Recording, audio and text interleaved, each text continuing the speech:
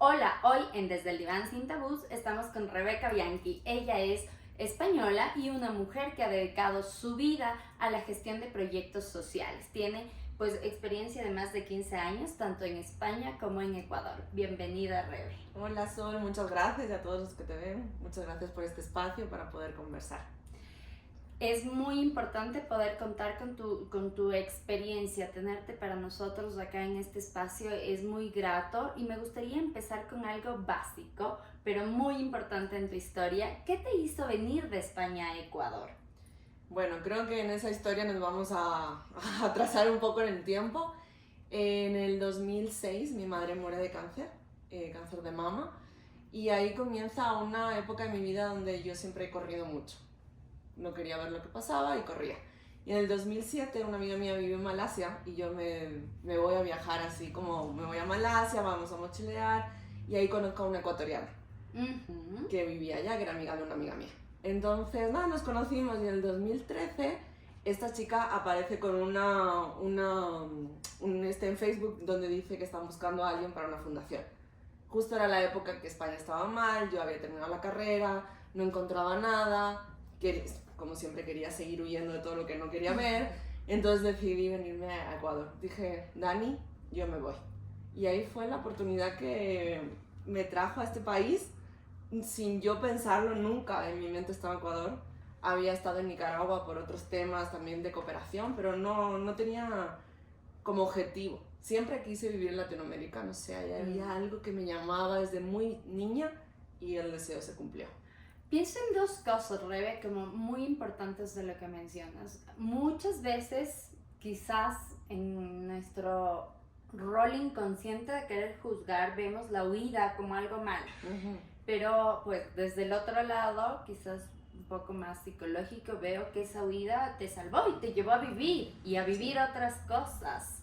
Te motivó a pues salir de casa, de las Sí. comodidades, pero enfrentar otra realidad. Sí, o sea, hay dos lados de la historia siempre, ¿no? Yo creo que la huida me llevó a poder superarme, a buscar nuevos caminos, a buscar quién era yo, pero también es verdad que no debía, o sea, que en algún momento tenía que enfrentarme a esa huida. O sea, no podía huir continuamente porque eso me explotó la cara estando aquí. Pero sí es verdad que me empujó para que realmente yo pudiera buscar otras oportunidades fuera de mi país. Claro, no puedes huir completamente porque es una realidad que está en ti, pero teniendo quizás otras herramientas para Sí. enfrentarlas, porque cuando no te movilizas quizás te faltan esas herramientas y el enfrentar eso también te puede consumir. E inconscientemente podemos pensar que nos mueve a las cosas están destinadas a ser, o puedes resignificar o como se quiera llamar, pero te ayudó a enfrentar. Sí, pero en ese momento yo no tenía las herramientas. O sea, yo mis herramientas las he construido en este país. Si algo me ha dado Ecuador es sanarme. Es impresionante cómo me ha sanado a mí este país. Personalmente ha sido el país donde empecé a ir a terapia, donde conocí otras formas de sanar mente, espíritu, todo. Yo en España no tenía esas herramientas. Mi círculo de amigas no hablaban de terapia, mi padre no sabía cómo ayudarme en ese momento, yo no iba a terapia, o sea, no sabía. Entonces, claro, o sea, mi forma de huir fue me voy donde me escape y donde no vea el problema. Bueno, ahí está, ¿no? Quizás si te hubieses quedado en España, no sabemos qué hubiese pasado, por supuesto, pero también hubiese costado un poco más. Totalmente. No, es que yo no puedo agradecer tanto a Ecuador por todo lo que me ha sanado a mí. O sea, ahora soy la mujer que soy después de tanto tiempo aquí, gracias a todo el proceso que he hecho acá. Qué lindo, qué lindo. Me alegra que tengas esa experiencia y que pues el Ecuador también dé esas cosas muy, muy gratas. Ahora, cambiemos un poquito hacia la vida profesional. Has estado siempre enfocada en el trabajo social, pero para ti realmente, ¿qué es este trabajo social? Verán, yo, como siempre en toda mi vida, cambié 3 veces de carrera. Durante toda mi vida, hasta que muere mi madre, sí he tenido muchos cambios porque la enfermedad me llevó a no tener herramientas, a cambiar, a estar en continuo cambio. Ajá. Llegué a trabajo social porque en verdad era lo que siempre quise hacer, pero desde el principio no lo vi. Y para mí el trabajo social es algo que está dentro de mi ADN. O sea, es algo que yo lo veo. O sea, y lo veo no como una forma de ayuda, sino como realmente una profesión que puede cambiar vidas, ¿no? Los trabajadores sociales somos aquellos que hacen el puente entre la comunidad y el gobierno, o la comunidad y las organizaciones sociales. Trabajamos en proyectos, trabajamos en equipo con psicólogos, con otra gente. Para mí es verdad que todo lo que tiene que ver con lo social tiene que ver con trabajo con mucha gente. A veces lo vemos como muy separado, pero yo siempre que he trabajado con equipos muy distintos. Y eso es lo que ha hecho que realmente las cosas funcionen. Ajá. O sea, el trabajador social es una herramienta para la comunidad. Es una herramienta para la comunidad, viendo a la comunidad como protagonista de su propio cambio. Yo no veo, en mi vida no veo el trabajo social por aquí y la comunidad aquí, sino estamos en igualdad, caminamos en igualdad. ¿Qué herramientas tienes tú y qué herramientas te puedo dar yo? Porque a veces también vemos este tema caritativo y para mí eso no es desarrollo. La caridad no da desarrollo y además te hace a ti ser superior a alguien, y no somos superiores a nadie. Realmente las circunstancias de las personas son distintas, y qué puedo aportar yo y qué me aportan ellos también a mí, porque a mí me han aportado muchas comunidades, muchos grupos, muchas cosas para poder caminar.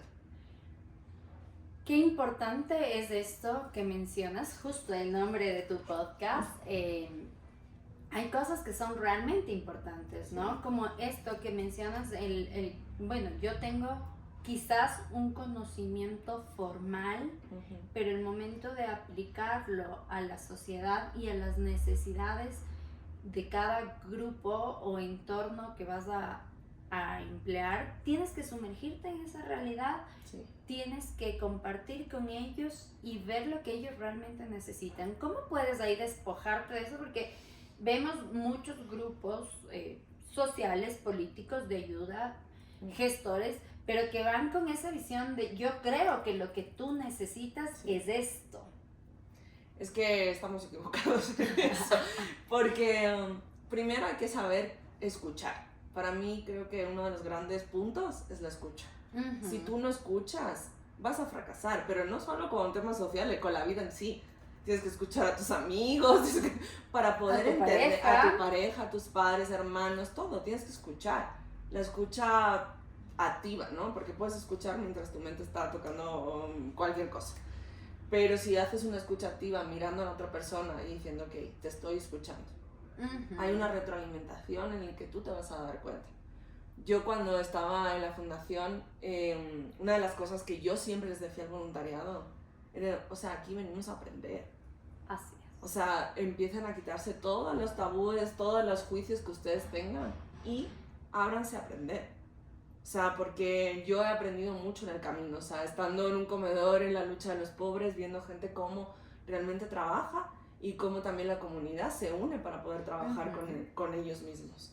O en pandemia, que me recorrí el país entero, también cómo me abrieron las puertas muchas comunidades de la Amazonía, cómo me enseñaron otras formas de combatir el COVID. O sea, había muchas formas en las que yo he ido aprendiendo caminando.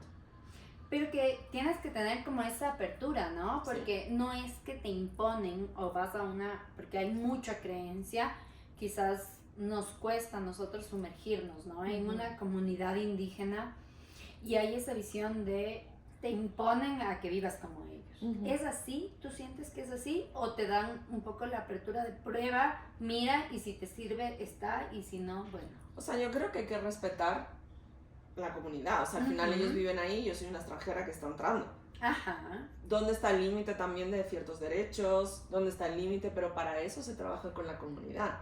O sea, la comunidad tendrá unas fortalezas y unas debilidades como en todo. Y para eso estamos los trabajadores sociales o los psicólogos que trabajamos en el ámbito de lo social para poder, en consenso con la comunidad y trabajando con la comunidad, cambiar las cosas. Y yo creo que esa es una de las cosas, o sea, no es imponer, sino trabajar con. Escuchar, tener la apertura, pero quizás ya, bueno, eso es quizás en ese rol profesional, pero a nivel personal te nutre y decides qué te sirve y qué no, pero ya viviste esa experiencia y esa experiencia te llena, te satisface. Yo creo que a mí me ha llenado demasiado. Yo creo que en esta vida hay que saber viajar y conocer. La mente, o sea, si te quedas en tu espacio cuadrado no vas a ver más allá de lo que hay. Ajá. Entonces es importante conocer y después sí, es verdad, o sea, cada uno se quedará con lo que sea, pero has conocido. Es como cuando te dicen, te voy a dar la información. Cuando el psicólogo te dice, te voy a dar la información, tú decides si la vas a tomar o no. Pero la información está ahí. Ajá. Otra cosa es no tener información.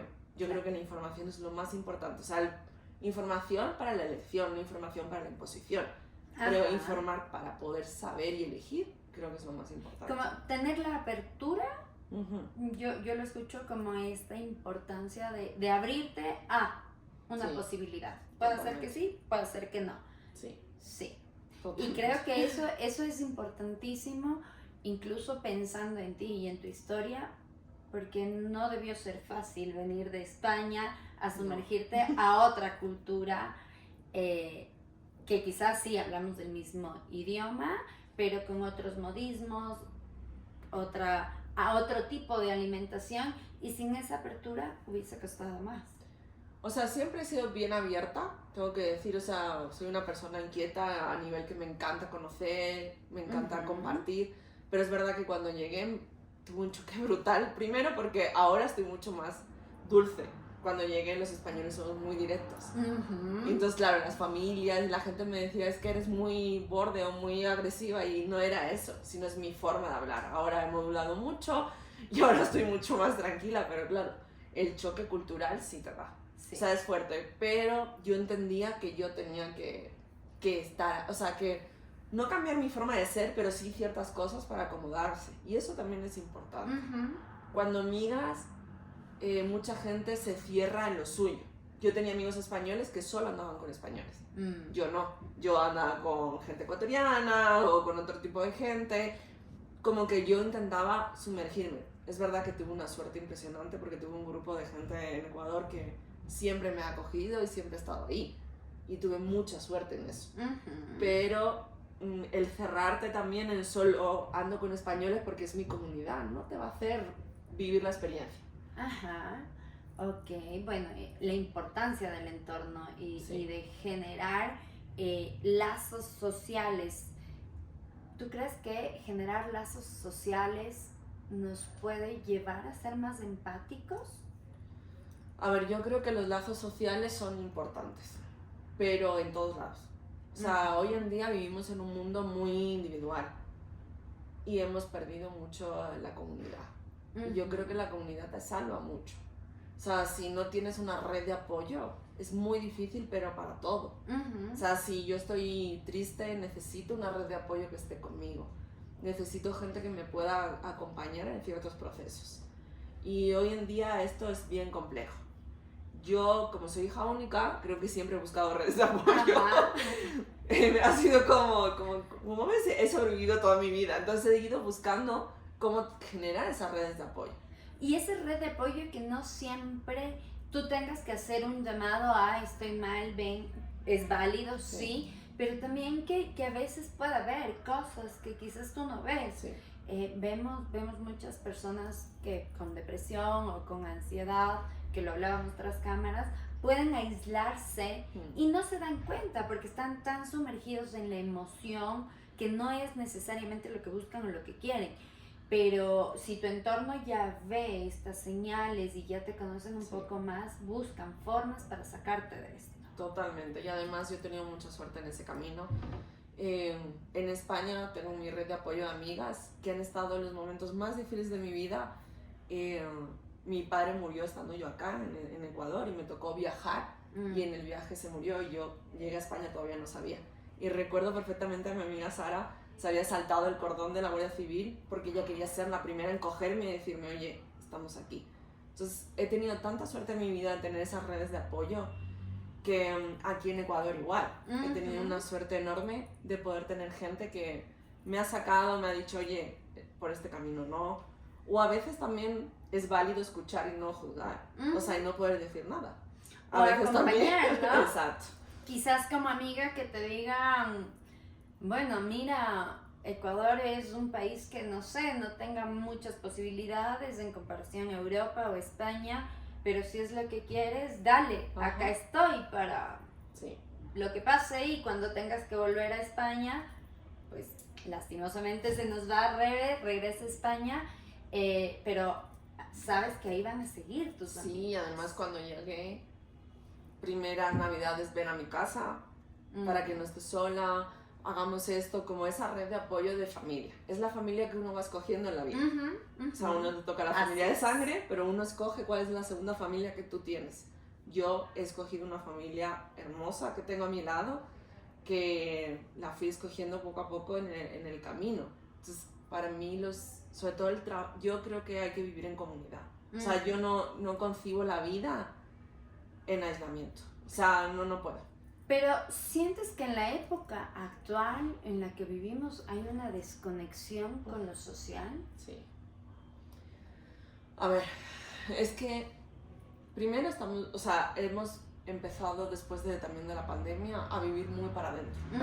Entonces no estamos viviendo tanto en comunidad y lo social se está polarizando.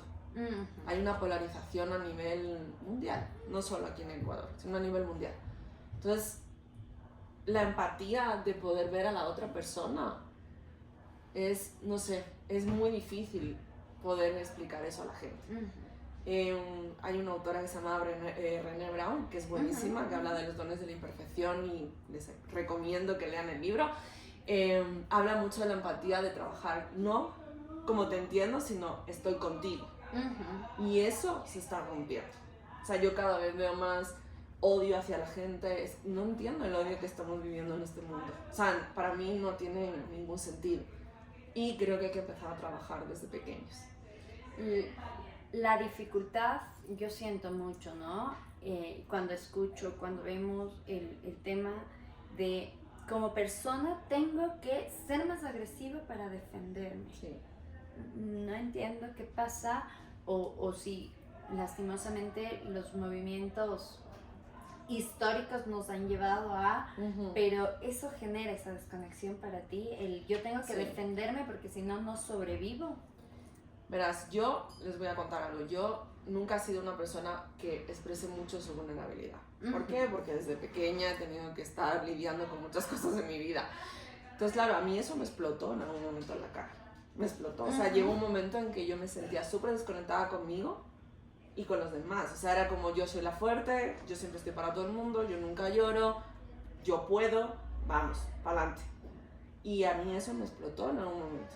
En algún momento yo quería sentarme a llorar y que alguien me viniera y me abrazara y me dijera no pasa nada. Entonces el poder ver a los demás, el poder sentirnos que podemos conectar con nuestra vulnerabilidad. Ahora mismo en el mundo no podemos ser vulnerables otra vez. No podemos mostrarnos así porque te arrollan el mundo. Pero realmente es lo que te conecta con uno mismo. Tenemos que regresar, ¿no?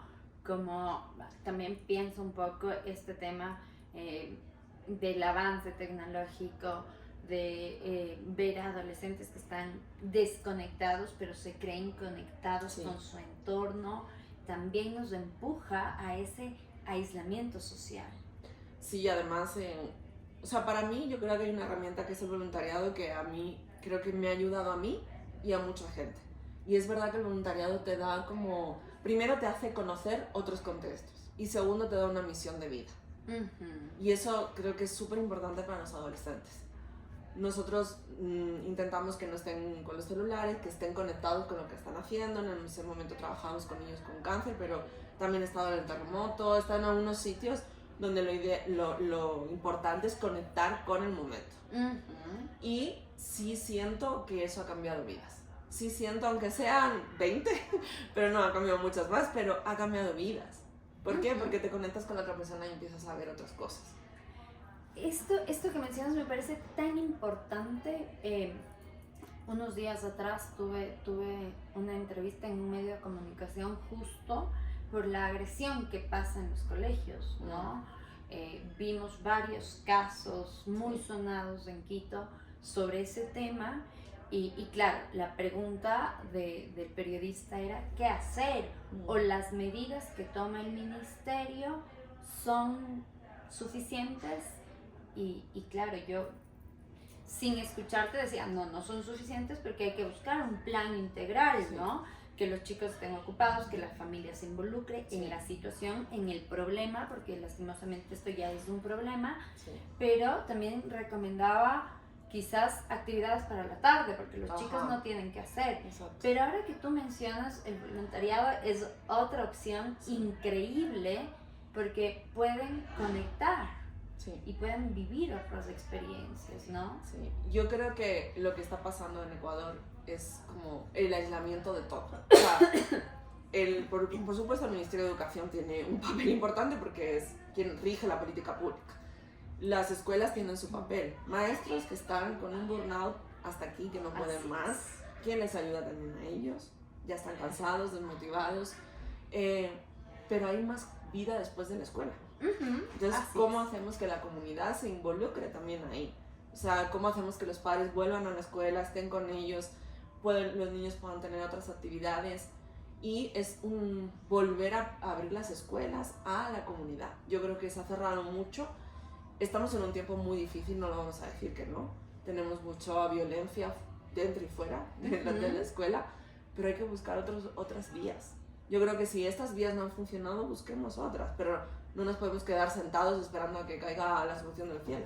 Así es. Qué necesario es todo esto, el poder justo escucharnos y hablando, poder generar otras herramientas, porque no hay también, pasa mucho la gente que consulta y quiere los tips, dime qué hacer. Yo no puedo con los checks. El checklist. El checklist de hacer 5 tips para solucionar algo. O sea, la vida sí tienes tips y puedes hacer ciertas cosas, pero la vida no es así. Señores, la vida no se baja en cheque, he hecho esto. Eso no te va a conectar. Eso lo único que va a hacer es que te conecte con un tema virtual. Pero en el día a día no te va a conectar con nada. Pero también a mí me da mucho la visión de ser esos robots, justo, ¿no? Esta desconexión, este aislamiento social, porque soy un robot que tengo que cumplir con mi jornada laboral, tengo que hacer esto, y eso me va a decir si soy o no soy buena persona. Hay un tema que también es importante para mí.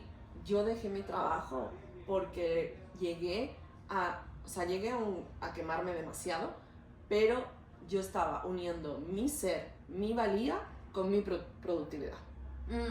Y eso fue lo peor que yo hice en mi vida. Porque yo no me sentía suficiente, no me sentía valorada, no me sentía bien, pero todo lo basaba en mi productividad. Pero eso es un tema para ti, un tema personal de Rebeca, o es un tema también que la industria, sea cual sea, nos empuja a eso. No, es un tema mundial. ¿Cuánta gente? Yo el otro día que en el podcast que estábamos hablando de esto, ¿cuánta gente está quemada? Un montón. Y no lo saben. No lo saben. Lo escuché.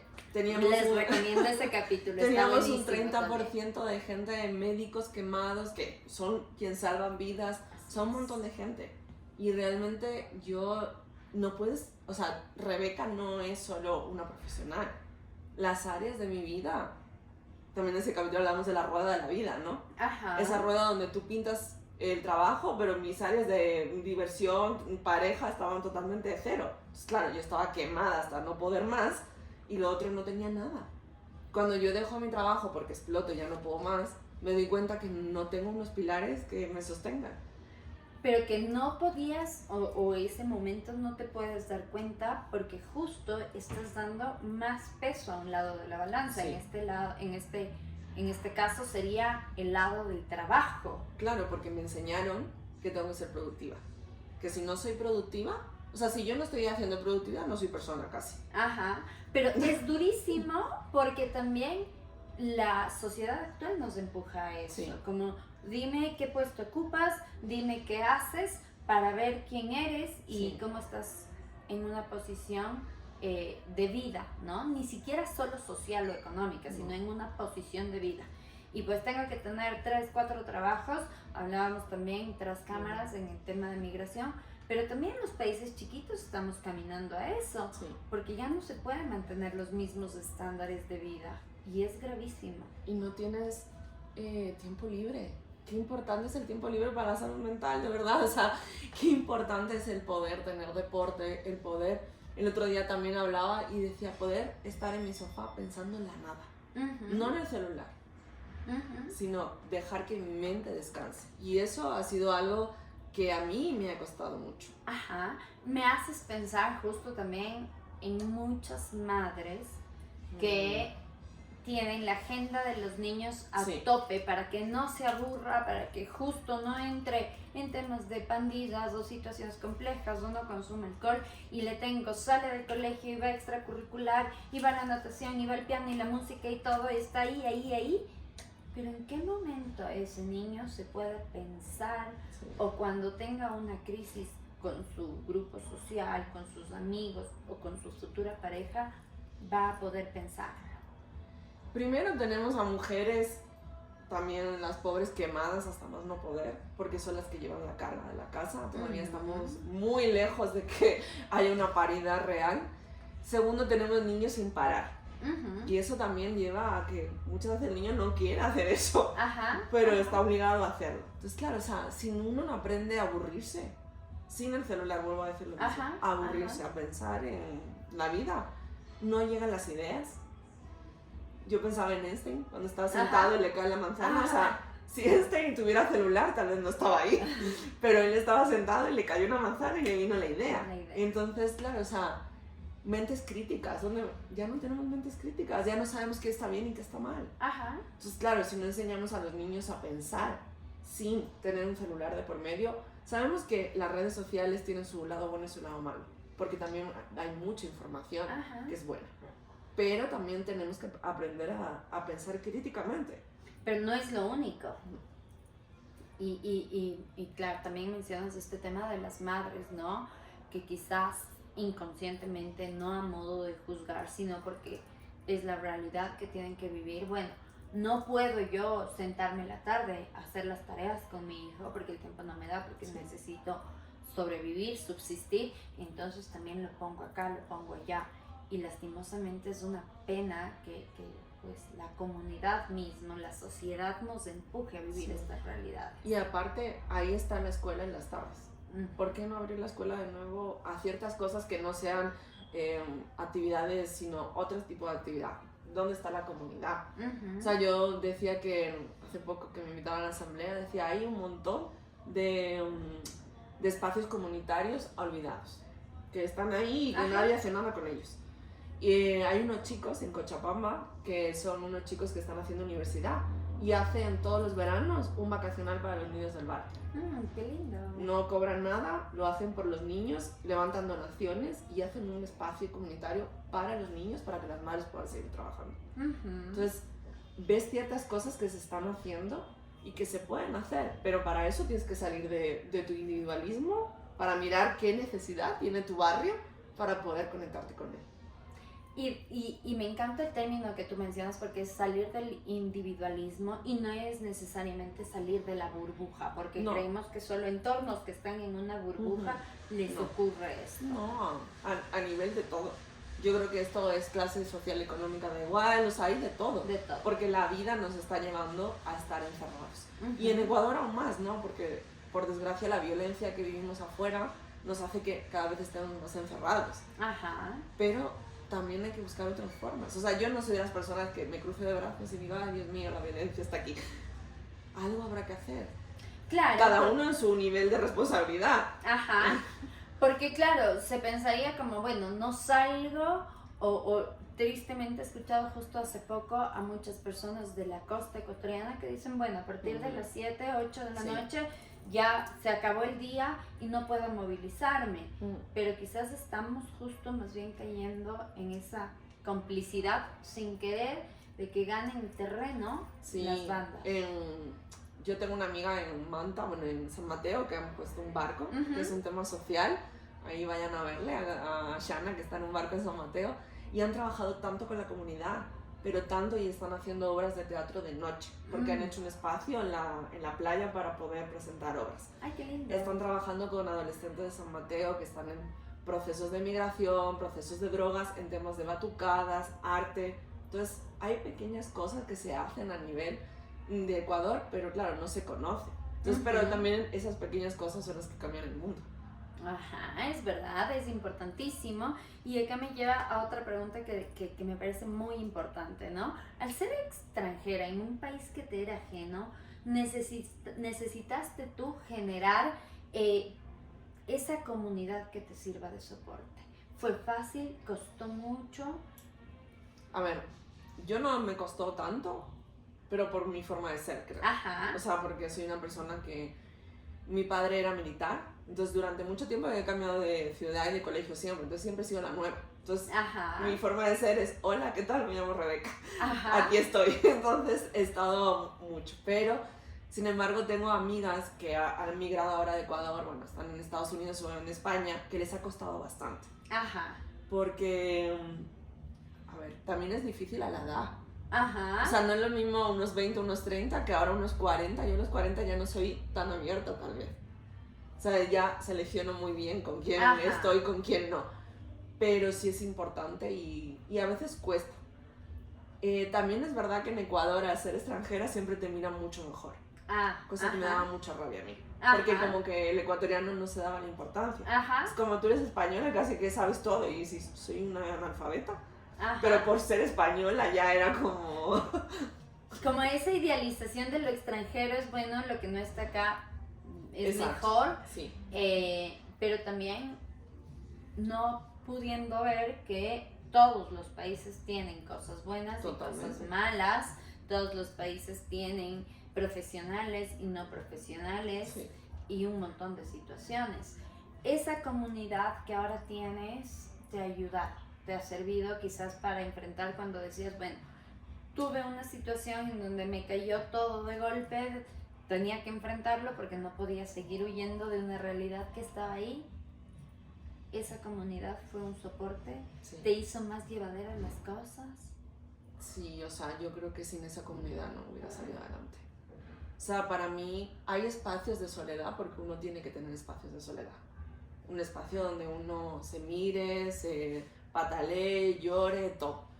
Pero la comunidad es lo que te realmente... O sea, hay una frase, ¿no?, que dice que las amigas son las que te salvan. Uh-huh. Y yo creo en esa frase totalmente. Porque sin esas amigas o amigos también, uno no puede caminar. O sea, realmente la soledad está bien por un rato, pero no es lo que te va a salvar. Ajá. Y a veces no nos damos cuenta, quizás psicológicamente, emocionalmente, es lo que te hace aislarte, Sí. o te hace quizás no poder enfrentar esa realidad, porque vemos personas también que necesitan estar todo el tiempo acompañadas. Y leía también un post muy lindo que lo pusiste recién, de estar todo el tiempo en algo, pero puede tener un síntoma detrás, puede Totalmente. decirnos algo. O sea, yo soy experta.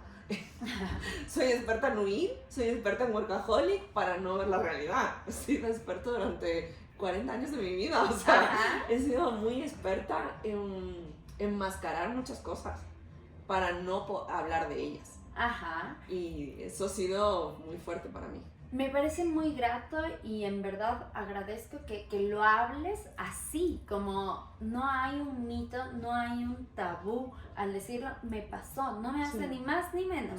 No. O sea, soy la misma persona, soy la misma profesional, pero tengo una vida Sí.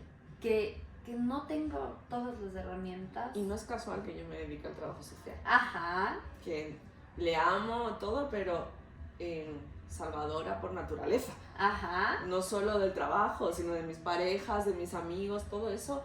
Por eso yo digo que Ecuador a mí me sanó, porque aquí empecé la terapia. Y Ajá. aquí empecé a sacar.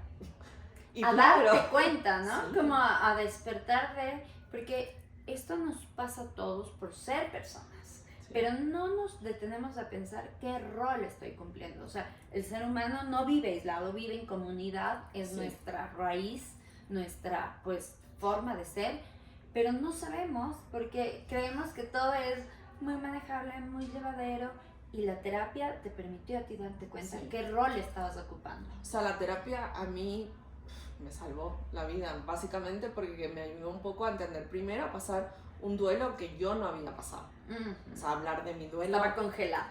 Yo me había dejado, puerta cerrada y hasta luego. O sea, yo no había pasado el duelo de mi madre y eso me ayudó aquí. Mi madre le diagnosticaron cuando yo tenía 12 años y murió cuando yo tenía 24, entonces fueron 12 años de enfermedad que yo me la comí, pero sin decir nada. ¿Por qué? Porque yo era la fuerte, porque me daba vergüenza que la gente pensara, ay, pobrecita, tiene su madre enferma. Ese pensamiento, no que la gente lo pensaba, sino estaba en mi mente. Así es. O también cuando murió mi padre, claro, me tocó irme, me tocó volver y no quería hablar sobre eso. Era mucho dolor para mí. Y ahí fue cuando me tuve que sentar porque estaba muy desconectada, estaba muy triste. O sea, estaba horrible. Y claro, me metí al trabajo 24/7. Porque era mucho mejor estar ocupada que enfrentarme a lo que veía. Pero en buena hora pudiste darte cuenta, poner un alto y designar, porque a mí me pasa igual con muchas personas que les cuesta como hacerse un tiempo en la agenda para ir a terapia, o no hay dinero para ir a terapia. Bueno, eso es otra. Sí, eso es otra. Ahí tiene su tinte de realidad, pero a veces lo enmascaramos justo para no enfrentar, porque la terapia es dolorosa, porque voy a abrir cosas que no sé cómo puedo enfrentarlas. Yo tengo amigas que dicen, yo prefiero ir a terapia porque si abro el melón, ya no sé cómo va a salir eso. Yo en ese momento decidí enfrentarme porque ya no podía más, porque la desconexión conmigo misma era tan fuerte que ya no podía. Y también cada uno tiene su proceso, ¿no? Uno no puede decir, no, tienes que ir a terapia. No, la terapia llegará cuando estés lista para eso. El momento, pero también hay personas que se dan cuenta, pero se resisten a buscar esa ayuda. O sea, yo sé que es difícil hablar de todo. Es muy complejo. Es muy complejo darte cuenta de todo. Y sobre todo, hay cosas que a mí me han quedado de la terapia. Uno, que mis padres lo hicieron lo mejor que pudieron en el momento que pudieron. A mí esa frase, como que, no sé, me relajó. Porque no tenían las herramientas para hacerlo de otra manera. No podían hacerlo de otra manera. Porque mucho tiempo yo les culpé. ¿Sabes? De todo. Y no podían. Y sobre todo que también hacerme responsable de mis propias cosas. Soy responsable de mis actos, de mis pensamientos, de todo. Y necesito caminar hacia un tema que ya me sienta más libre. Pero todo eso y ponerle nombre a las cosas también me ha ayudado muchísimo.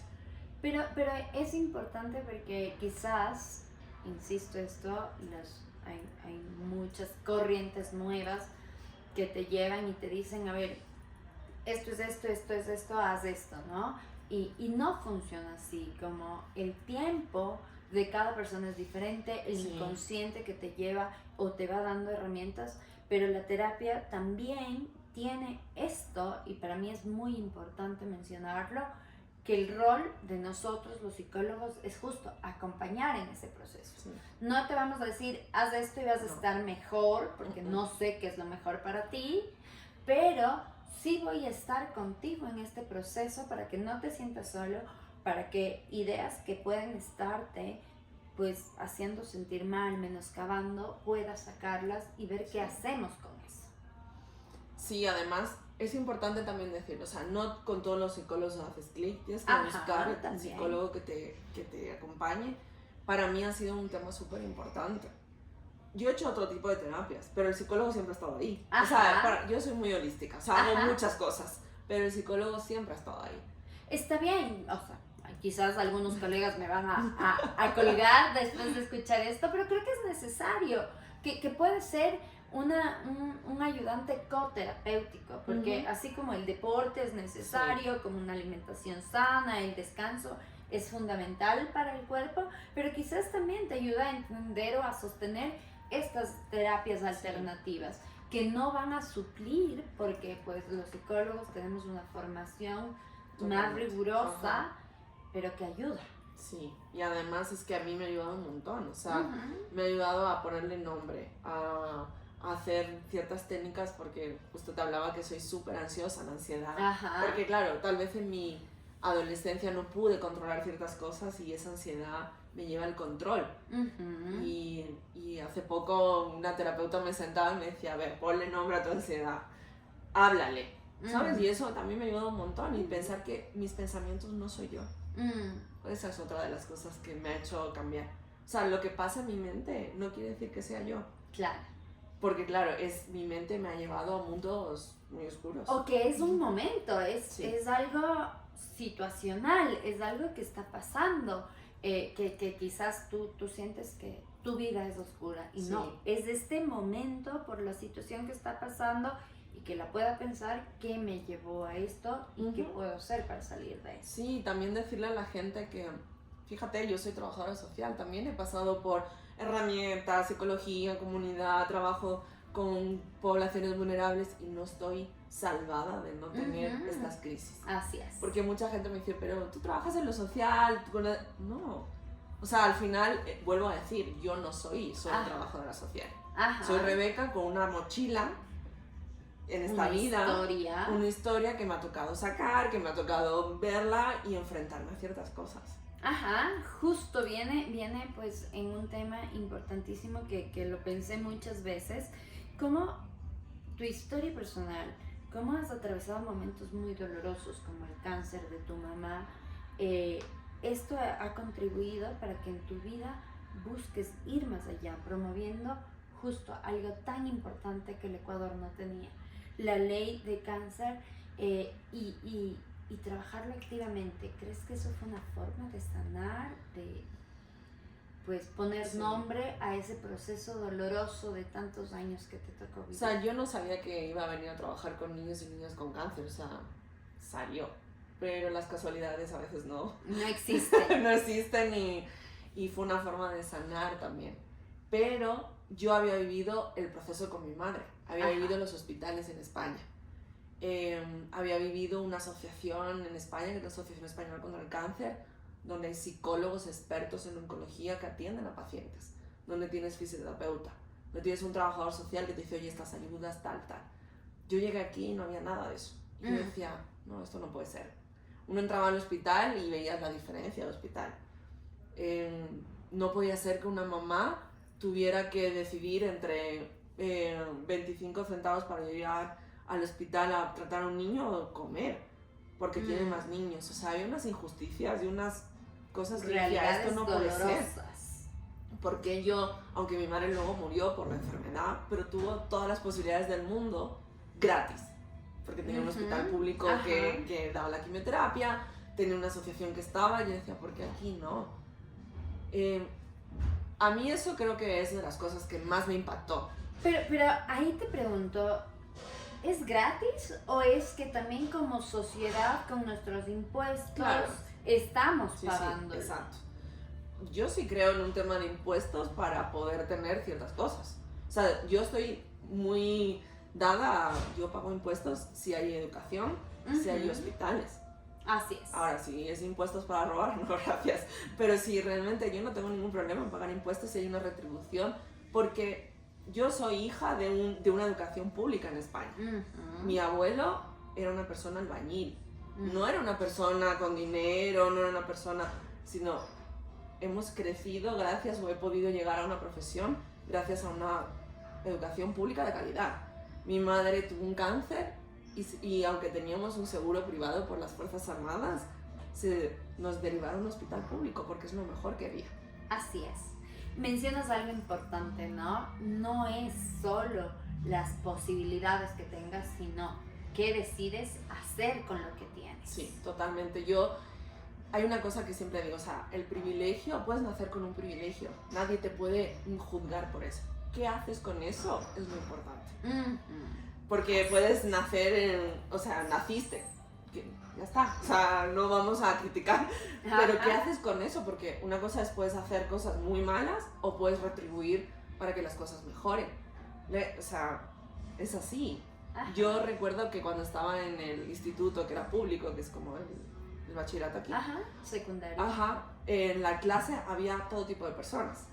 Entonces fuera mi primera clase de democracia, porque teníamos gente que venía, hijos de albañiles, hijos de temporeros, campesinos, y luego gente que tenía padres con empresas. Y todos convivíamos. Mucha migración había en España, ¿no? Y todos convivíamos árabes y demás. Y convivíamos. Y todos vivíamos bien. Entonces, yo sí creo que tiene que haber una igualdad. Más que nada para que pueda haber un desarrollo de las personas. Sí. O sea, Sí, tiene que haber una educación que nos nivele, nos equilibre para poder llegar. Ajá. Si no, es imposible.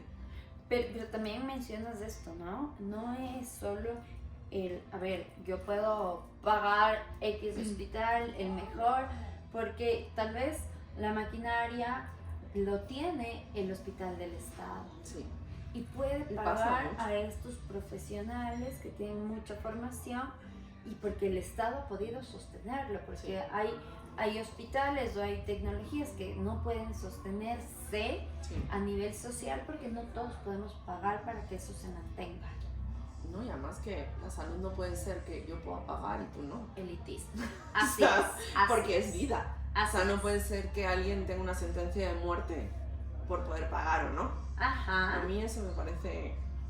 No. O sea, es de las cosas que claro, yo es lo que más veía aquí. O sea, yo decía, mi madre tuvo una posibilidad de tener una quimioterapia, un hospital, un apoyo, como digo, una asociación que durante un tiempo, en 6 meses que volví a España, tuve la oportunidad de ser coordinadora de programas de ahí, donde yo tenía un equipo de 7 psicólogos. 7 psicólogos que se dedicaban a trabajar con personas con cáncer y con niños, gratis, sin un centavo. ¿Por qué? Porque en verdad es una situación bien compleja.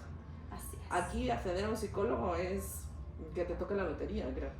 Sí, en salud pública. Claro. Pero insisto también esto, ¿no? Por ejemplo, a mí siempre en redes me escriben y me dicen, ¿cuánto cuesta la consulta?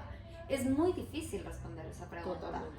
Porque creo que el pago, bueno, desde mi corte psicoanalítico, no tengo un valor específico, sí pongo un referencial, pero creo que va a depender mucho, porque hay personas que pueden pagarlo un poco más y necesitan, porque saben que tienen que sentir que es un trabajo, a personas que no, y quizás podremos hacer un canje, un pago simbólico, o pues lo que puedo acceder. Claro, pero por ejemplo, en esta asociación que yo te cuento, había un presupuesto de Estado para ellos. Así es. Aquí no existe ese tema. No. Entonces, claro, o sea, yo entiendo que hay que pagar por los psicólogos. Yo no creo en un tema de... O sea, uno puede hacer voluntariado un tiempo, pero no. Tú has estudiado y eres profesional para eso. Yo sí creo en el pago. O sea, igual que creo en un voluntariado, creo en la profesionalización de las ONGs y la profesionalización de ese tema social. Pero claro, también tiene que haber ayudas para gente que no puede.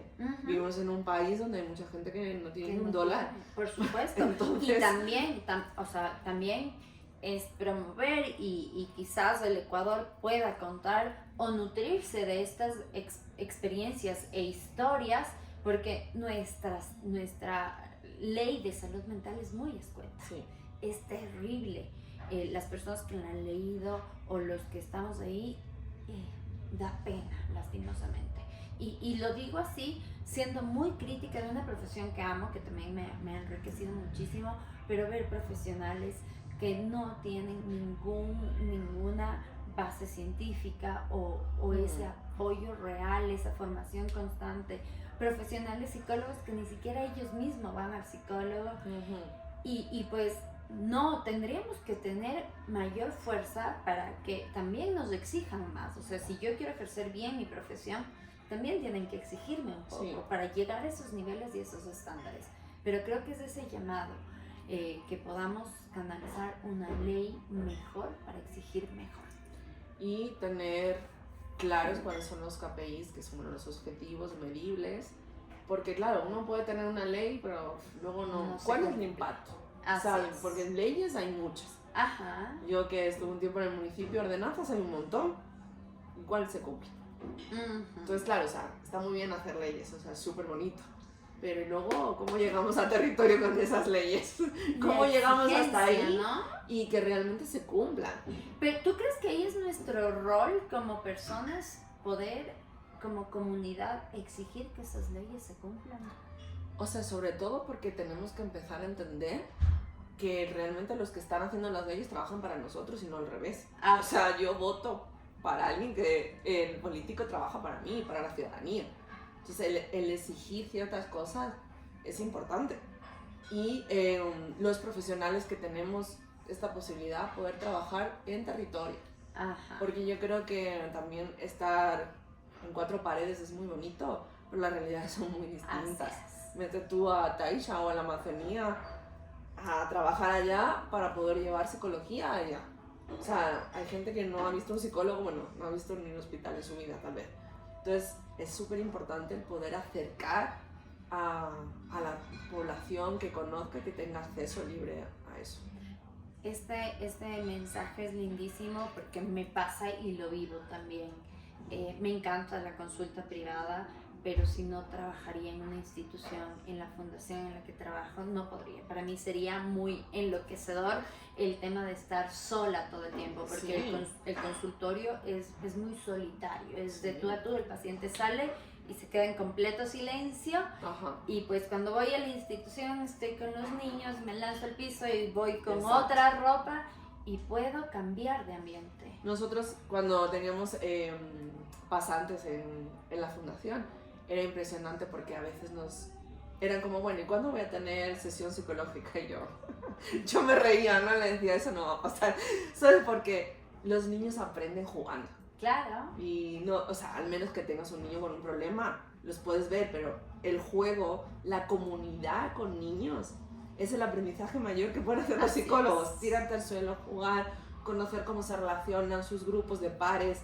Porque, o sea, yo he visto a los niños con cáncer.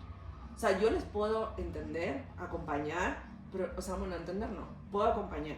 Pero quien le va a entender es alguien como ellos. Así es. Y ellos se hablan. Ajá. Y ellos dicen, no, es que fui a la quimio y me pusieron esto, y ¿tú cómo te sentiste? Niños de 6 años a veces. Wow. Entonces, claro, o sea, tienen que empezar a entender que la psicología no es solo las 4 paredes. Así es. Hay un mundo detrás Y de con eso. niños sobre todo, me pasa mucho con las escuelas que te piden el informe, el diagnóstico. Sí. ¿Y qué hago?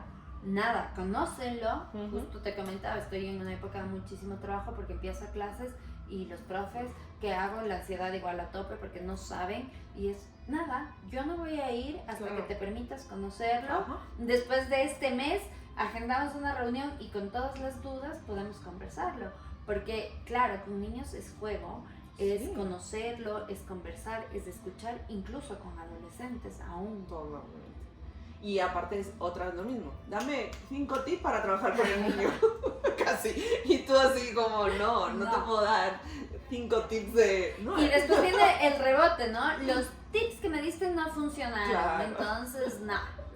Ajá, bueno, Rebe, pues ha sido un momento que lo he disfrutado muchísimo. Me encanta esa conexión con estos temas, pues nos conocimos en otro ambiente y pues para mí es muy dichoso pues contar con tu experiencia tanto personal como profesional. ¿Algún mensaje que nos quieras dejar? Bueno, yo realmente quiero dejarle al Ecuador, decirle que gracias, porque, bueno, dentro de poco me vuelvo a España por una oportunidad, pero a mí este país, como he vuelto a decir, me sanó, me hizo encontrarme a mí misma, ha hecho que encuentre mi comunidad y mi gente, así que quiéralo, valórenlo y muchas gracias. Y el Ecuador siempre va a estar con las puertas abiertas para ti. El grupo en el que nos conocimos, pues sabes que estamos siempre prestos para recibirte, pero también nos dejas muchas cosas, así como el Ecuador te dio, tú pues has sido muy generosa al trabajar en una fundación que nos da muchísima experiencia. Fundación Cecilia Rivadeneira creo que ha ayudado a muchísimas personas, siguen su legado.